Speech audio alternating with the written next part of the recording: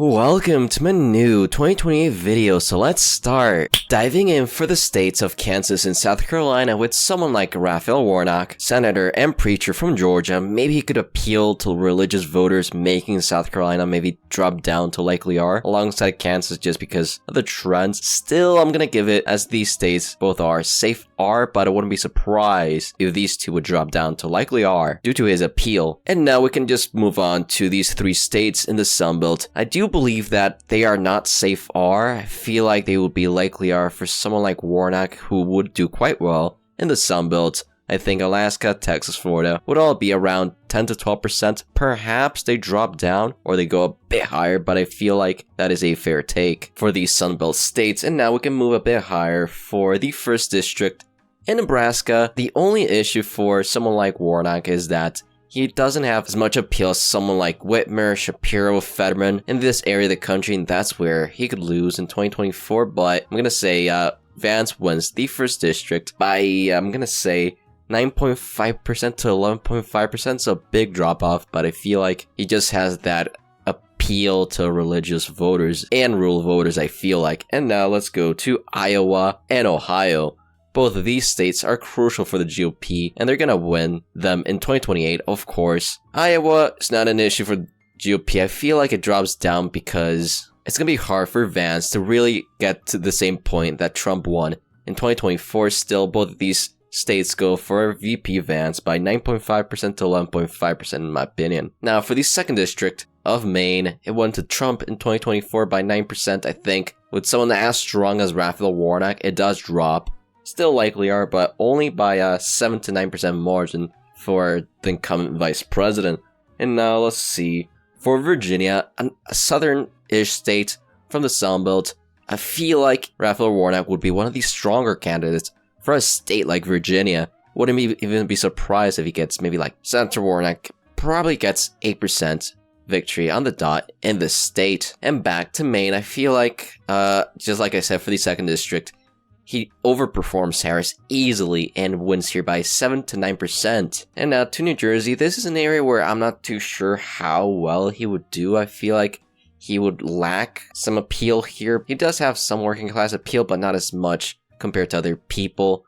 Still, Harris did so bad that almost everyone, maybe Buttigieg, which I might do in a video in the future, would win here easily. I think he wins here by 6 to 8%, but yeah. Pretty easy victory for Democrats here. And now to New Mexico. So I don't know how bad Warnock would do with Latino voters. I'm guessing it still trends a tiny bit to the right. Not as much as compared to like if Harris would run again in 2028. I'm gonna say it still goes for the Democrats by only by 5 to 7%. So maybe it's the same margin as 2024 or a bit to the right or just a bit to the left, to be honest with you. For the 2nd District, as I was talking about here, there's not that many minorities here, and that's something that would not really help Warnock, but I feel like he does have appeal, especially in the suburbs, which is where I think he could get some of those Trump voters to vote for him or just get more turnout from Democrats. And I think he wins the 2nd District here by 5 to 7%, same margin as New Mexico. And now for New Hampshire, it could even see it going to like 8%, maybe even 9%. I feel like Warnock is just the perfect candidate because he's a very bipartisan person, even though he does align more with progressivism. And I think New Hampshire goes for Senator Warnock from Georgia by 5 to 7%, but could even be higher than that. And now we can move on to Minnesota, which this is where I might get some slack, but I have a feeling that he would do quite well in Minnesota. I feel like he's one of the few Democrats that would really fit perfectly the mold in a state like Minnesota because he is in the Goldilocks zone for Democrats. Every single wing of the Democratic Party would love for him to be the nominee. And I'm going to say he actually overperforms in Minnesota which is crazy though to overperform that, and he wins here by 4 to 6%, so basically 5% on the dot. And now we can move on to the lean states. So first of all, we gotta go with Arizona. I think almost any Democrat except Pete Buttigieg would do way better than what Harris did in Arizona. I feel like he does make some inroads with college graduates, like I've said before, and some of those independent voters, but still Arizona, it just is a hard state for Democrats to win, it seems like, federally, perhaps.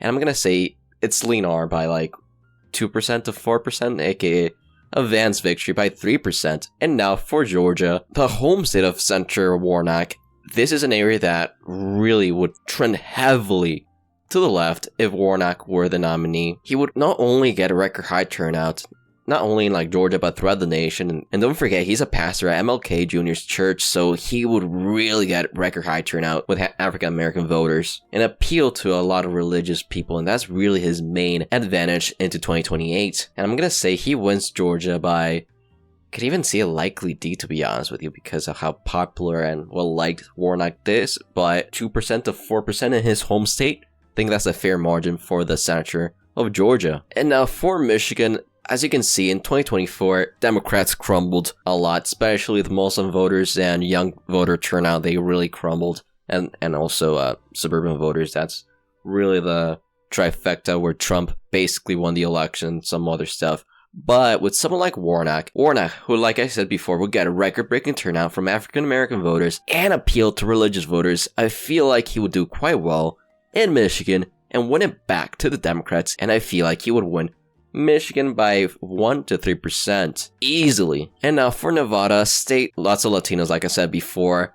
Even though he does have, Raphael Warnock has a lot of Southern appeal and religious appeal, but his main issue is that he does have some working class appeal, but he doesn't have Rust Belt appeal strictly, which is his main issue still. He does have working class appeal, so he doesn't do as bad as some other candidates, but Nevada, it's going to be hard for the Democrats long term to win in Nevada, it seems like, but still, they'll always have a shot. But I'm going to say JD Vance will do enough to get the Latino turnout and votes for him, and he wins Nevada by 0.75% to 2.75%, so maybe could drop down to tilt.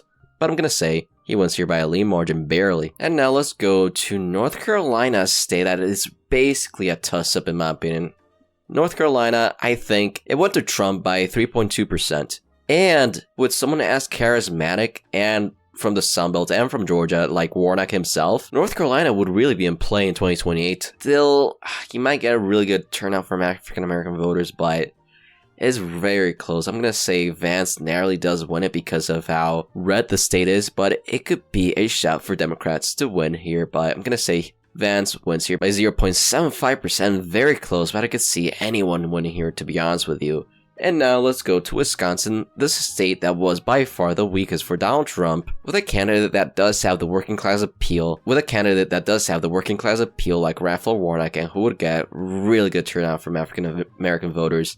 I do think Wisconsin would really enough go for the Democrats and barely flipping for Raphael Warnock. But now for the last state that is basically the decider in this election, for Pennsylvania, here's the issue for Democrats. It does seem like with voter registration recently, Pennsylvania is going to get redder and redder. And with Vance being from Ohio, having that appeal in the Rust Belt, having working class appeal also, alongside Democrats not being able to crack over 80% in Philly. And also, it all really depends on how well Trump does in his presidency, because if his second term is more popular than his first term, then Pennsylvania goes for the GOP. But if the economy crashes or he's unpopular, then Democrats would win here. But for my final state, I'm going to say the GOP barely wins Pennsylvania, and as you can see, Vice President JD Vance barely wins with 271 electoral votes, while Senator Warnock gets 267 electoral votes. Let me know what your map looks like. As always, feel free to leave a like, join the Discord, and the channel membership, and have a good rest of your day.